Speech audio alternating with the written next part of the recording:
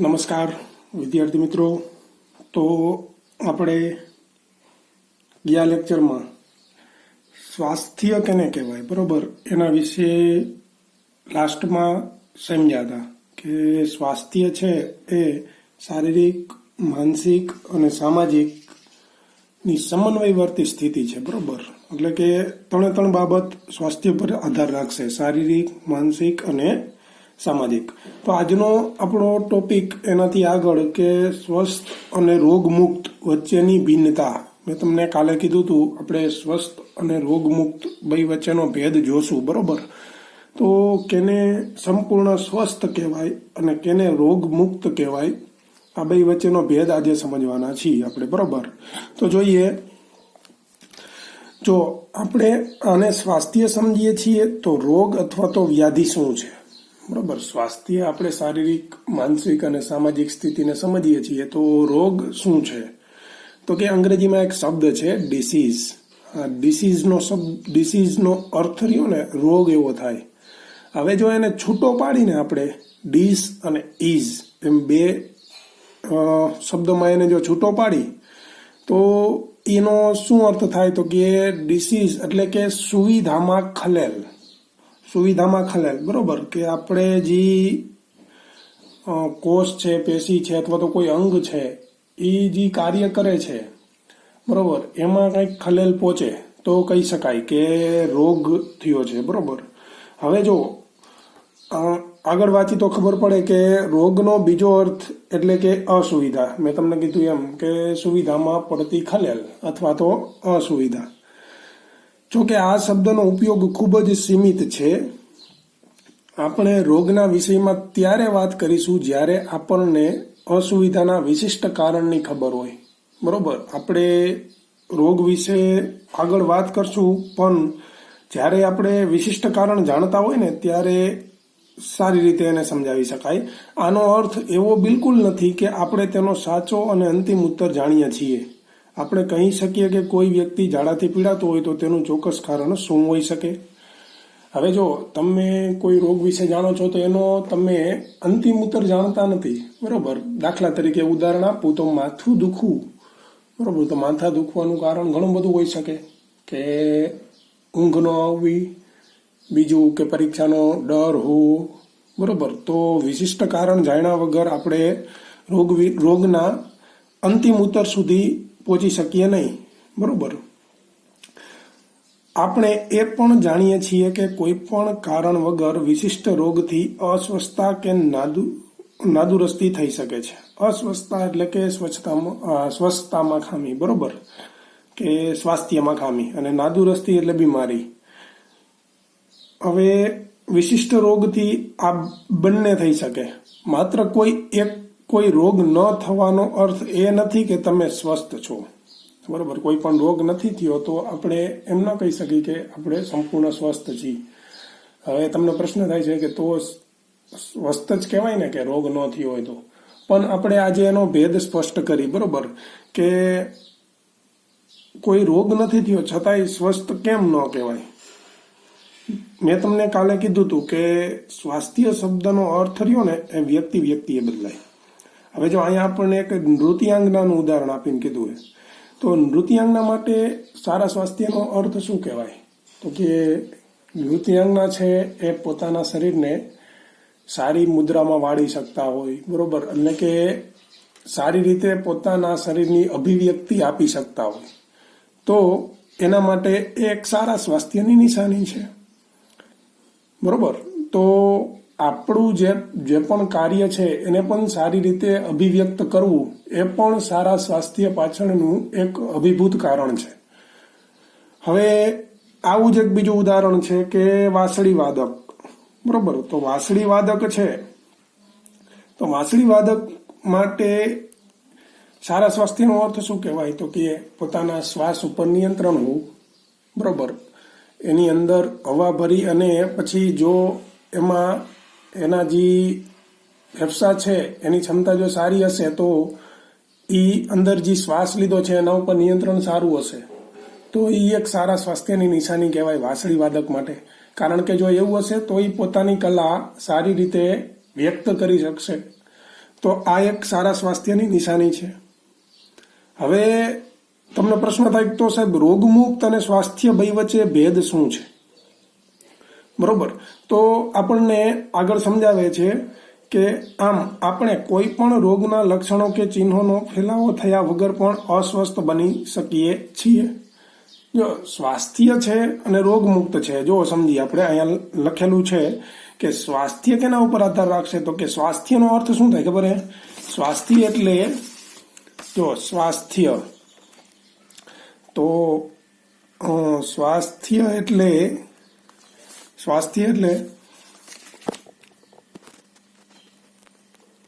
સ્વાસ્થ્ય કેને કહેવાય, તો કે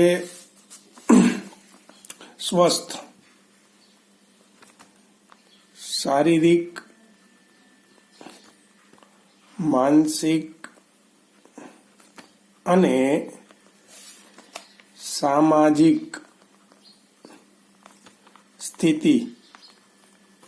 જો સ્વાસ્થ્ય છે એ ત્રણ બાબત પર આધાર રાખશે: શારીરિક રીતે સ્વસ્થ હોવું, માનસિક રીતે સ્વસ્થ હોવું અને સામાજિક રીતે સ્વસ્થ હોવું. બરોબર, એટલે કે શારીરિક રીતે એટલે કે શરીરથી સારું હોવું, બરોબર, માનસિક રીતે એટલે કે માનસિક સ્વાસ્થ્ય સારું હોવું, અને સામાજિક સ્થિતિ એટલે કે સામાજિક જે બાબતો છે એમાં પણ સારી એવી સારું એવું જો સ્વાસ્થ્ય હોય તો કહી શકાય કે બધી રીતે સ્વસ્થ છે. બરોબર, સંપૂર્ણ સ્વાસ્થ્ય છે. હવે રોગમુક્ત એટલે શું? તો રોગમુક્ત એટલે શું? જો રોગ છે એ ફક્ત ને ફક્ત શારીરિક બાબત પર આધાર રાખે. એટલે રોગમુક્ત એટલે શું? તો કે ચેપ વગરની શારીરિક સ્થિતિ.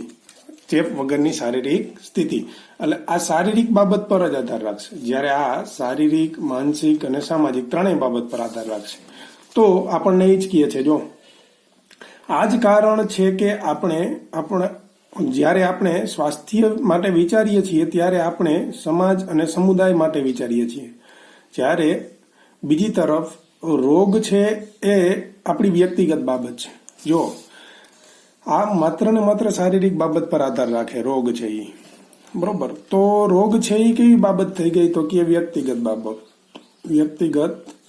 બાબત. જ્યારે આ શારીરિક, માનસિક અને સામાજિક ત્રણેય સ્થિતિ પર આધાર રાખે એટલા માટે એને કેવી, તો કે આખા સામુદાયિક બાબત કહેવાય. બરોબર, સામુદાયિક બાબત. તો આ બે વચ્ચે એક પાતળી ભેદરેખા છે કે આ વ્યક્તિગત બાબત છે, આ સામુદાયિક બાબત છે. તો આ સ્વાસ્થ્ય અને રોગમુક્ત બે વચ્ચેની ભિન્નતા છે કે સ્વાસ્થ્ય કેને કહેવાય, તો કે ત્રણેયની શારીરિક, માનસિક અને સામાજિક સમન્વયવર્તી સ્થિતિ. જ્યારે રોગમુક્ત એટલે શું? તો કે ચેપ વગરની શારીરિક સ્થિતિ. ચાલો આગળ જોઈ.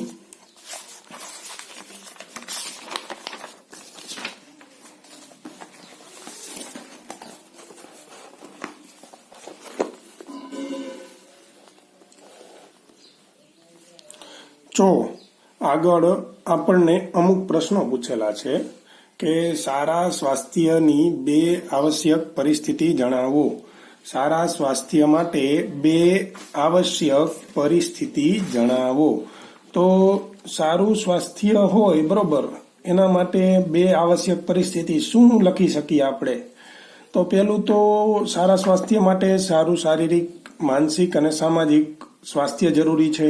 બરોબર, બીજું શું લખી શકાય? તો કે જો આ ત્રણેયમાં સ્થિતિ સારી મેળવવા માટે એક સારું સ્વસ્થ પર્યાવરણ જરૂરી છે. તો આ બે લખી શકો તમે. બરોબર, તો પહેલા પ્રશ્નનો જવાબ કંઈક આવો થાય કે શારીરિક, માનસિક અને સામાજિક સ્વાસ્થ્ય અને પર્યાવરણિક સ્વચ્છતા. આ બીજો ટોપિક તમે લખી શકો. પછી શું છે? તો કે રોગ મુક્ત રહેવા માટે કોઈ પણ બે આવશ્યક પરિસ્થિતિ દર્શાવો. હવે રોગ મુક્ત રહેવું છે તો કઈ રીતે રહી શકશે? બરોબર, જો રોગથી મુક્ત રહેવું હોય ને તો એ માત્ર શારીરિક બાબત ઉપર આધાર રાખે. એટલે કે શારીરિક બાબતોને ધ્યાનમાં લેવી પડે. એટલે કે વ્યક્તિગત અને સામુદાયિક સ્વચ્છતા,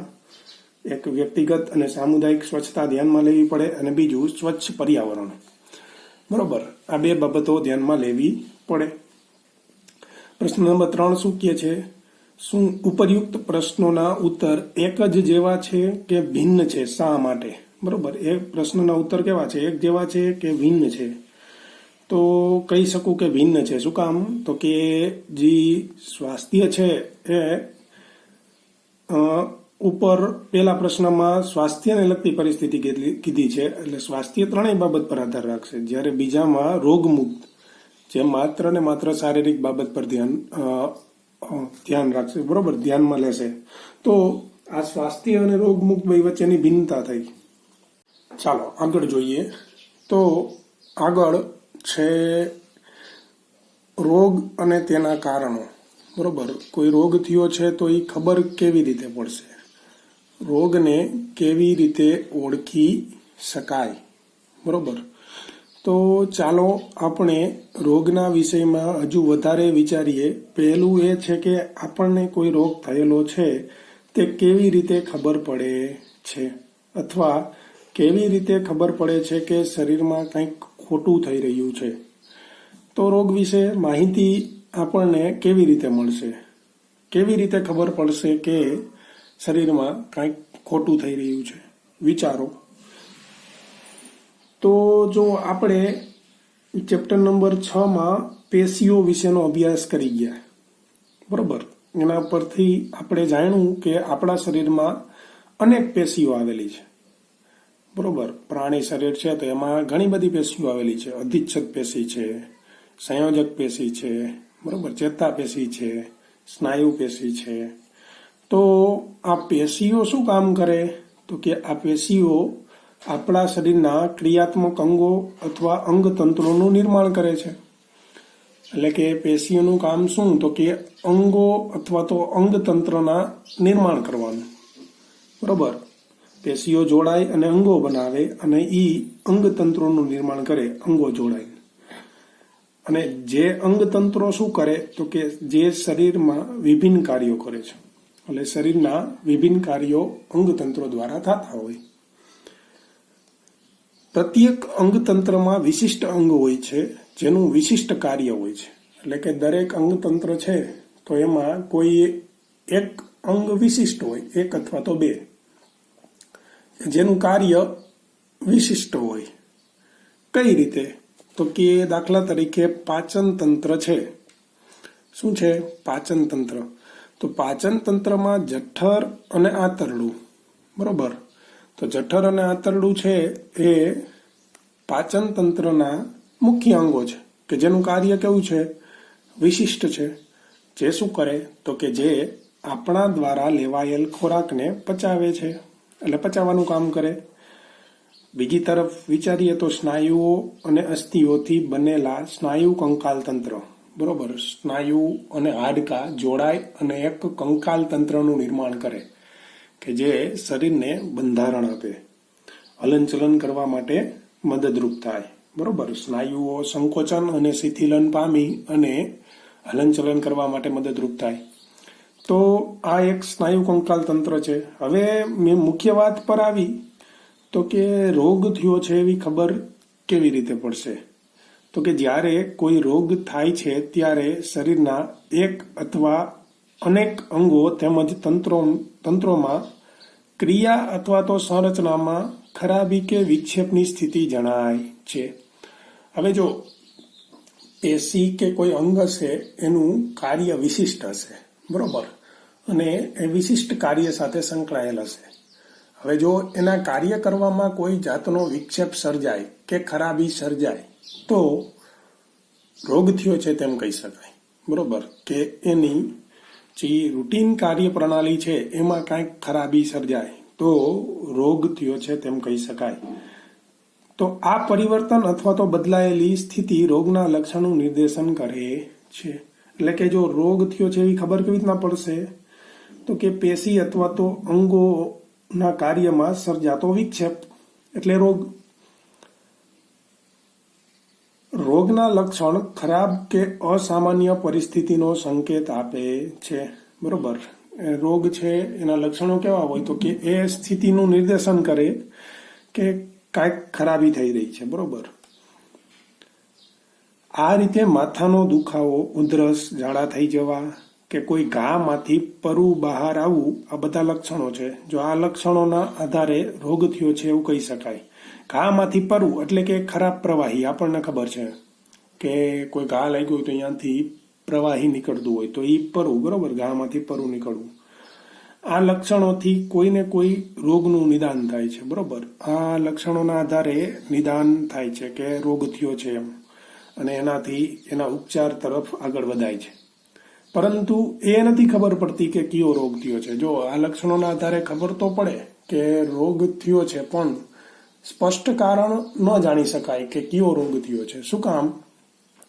તો કે માથું દુખવું, બરોબર, એના પાછળના કારણ ઘણા બધા હોઈ શકે. પરીક્ષાનો ભય, મગજનો તાવ, અથવા તો બીજી અન્ય બીમારીઓ પણ હોઈ શકે. એટલે કે સ્પષ્ટ કારણ સુધી આપણે પહોંચી શકતા નથી. માત્ર માથું દુખવાથી આપણે રોગના મૂળ સુધી પહોંચી શકતા નથી, બરોબર. તો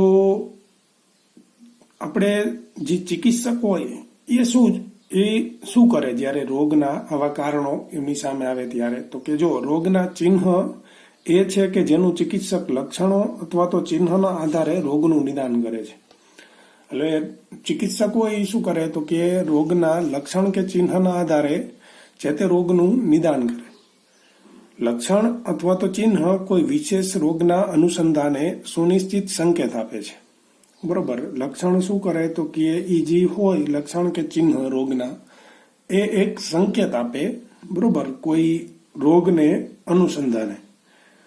ચિકિત્સક રોગના સાચા કારણને જાણવા માટે લેબોરેટરીમાં કેટલાક પરીક્ષણ પણ કરાવી શકે. એટલે કે લેબોરેટરીની પણ ડોક્ટર દ્વારા મદદ લેવામાં આવતી હોય, બરોબર, કે રોગનું સ્પષ્ટ કારણ જાણવા માટે. હવે આગળ જોઈ કે તીવ્ર અને હઠીલા રોગો. જો તીવ્ર રોગ અને હઠીલા રોગો, બરોબર, આ એક તફાવત સ્વરૂપે યાદ રાખવાનો મુદ્દો છે કે મુખ્યત્વે રોગ છે એને બે રીતે વેચી શકાય, તીવ્ર અને હઠીલા રોગો. જોઈએ એટલે ખબર પડે, અને પછી તફાવત સ્વરૂપે પણ સમજી. તો રોગની અભિવ્યક્તિ વિભિન્ન હોઈ શકે, એટલે કે રોગ અલગ અલગ રીતે અસર કરી શકે, અને સંખ્યાબંધ કે ઘણા કારકો પર નિર્ભર હોય છે. એટલે એમાં કારણો પણ ઘણા બધા જવાબદાર હોય. કારક એટલે શું? તો કે રોગ થવા પાછળનું કારણ એટલે કારક. તેમાં સૌથી વધારે સ્પષ્ટ કારક જેના દ્વારા રોગની તપાસ કે નિદાન થાય છે તે છે સમયગાળો, બરોબર. સમયગાળો એક એવું કારક છે કે જેના દ્વારા રોગનું સ્પષ્ટ નિદાન થઈ શકે. જો તીવ્ર રોગ અને હઠીલા રોગો, એમાં સમયગાળાનો મુખ્ય તફાવત હોય છે. તીવ્ર રોગો એટલે એવા રોગો કે જેનો સમયગાળો ટૂંકો હોય, બરોબર. સામાન્ય રીતે તાવ છે, શરદી છે, બરોબર, ઉધરસ છે, તો આનો સમયગાળો ટૂંકો હોય, 3-4 દિવસ, 5 દિવસ. જ્યારે હઠીલા રોગોનો સમયગાળો લાંબો હોય, બરોબર. એ એકાએક શરીરને અસર ન કરે, પણ એ શરીરને લાંબા ગાળા સુધી અસર કરે. જોઈએ આપણે હમણાં તફાવત સ્વરૂપે સમજીએ. કેટલાક રોગોનો સમયગાળો ટૂંકો હોય છે, જેને તીવ્ર કે હઠીલા રોગ કહે છે. એને તીવ્ર રોગ કહેવાય, સમયગાળો ટૂંકો હોય એને, બરોબર. આપણે બધાએ અનુભવ્યું છે કે શરદી, ઉધરસ ખૂબ જ ઓછા સમયગાળા સુધી રહે છે. અન્ય રોગો જેવા કે લાંબા સમયગાળા સુધી અથવા તો જીવન પર્યત એટલે કે આજીવન, તો આવા રોગોને શું કહેવાય? હઠીલા રોગો કહેવાય. દાખલા તરીકે હાથી પગો. તો હાથી પગો ભારતના પ્રદેશોમાં એક સામાન્ય રોગ તરીકે જોવા મળે છે, બરોબર. હવે એક પ્રવૃત્તિ આપેલી છે, એ પ્રવૃત્તિ પરથી આપણે નીચેના જવાબ આપવાના છે. જો પ્રવૃત્તિ સામાન્ય છે, અવલોકનના આધારે કરી શકાય એવી છે કે આપણે આપણી આસપાસના પર્યાવરણનું અવલોકન કરવાનું છે, એમ કહે છે. શું કહે છે? તો કે છેલ્લા 3 મહિનાઓમાં કેટલા લોકો તીવ્ર રોગથી પીડાય છે. એટલે એવા કેટલા લોકો છે કે જેને તીવ્ર રોગ થયેલો છે, બરોબર, છેલ્લા 3 મહિનામાં. તો ઘણા બધા જોવા મળશે, કારણ કે શરદી, ઉધરસ, બરોબર, આ બધા સામાન્ય રોગો છે કે જેને તીવ્ર રોગ તરીકે ઓળખવામાં આવે છે.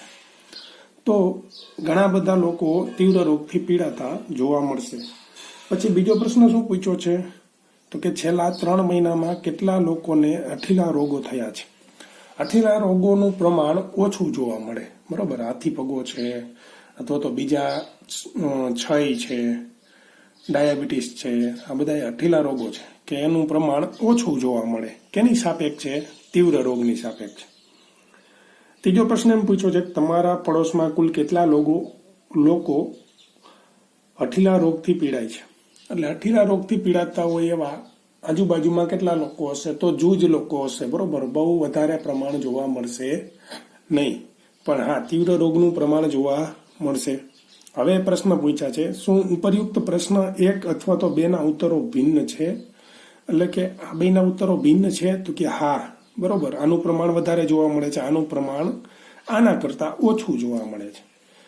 શું ઉપરયુક્ત પ્રશ્ન 2 અને 3 ના ઉત્તરો ભિન્ન છે? એટલે કે આનો ઉત્તર ભિન્ન છે? તો કે હા, બરોબર. કારણ કે બાજુમાં તો ઓછા લોકો એવા છે કે જે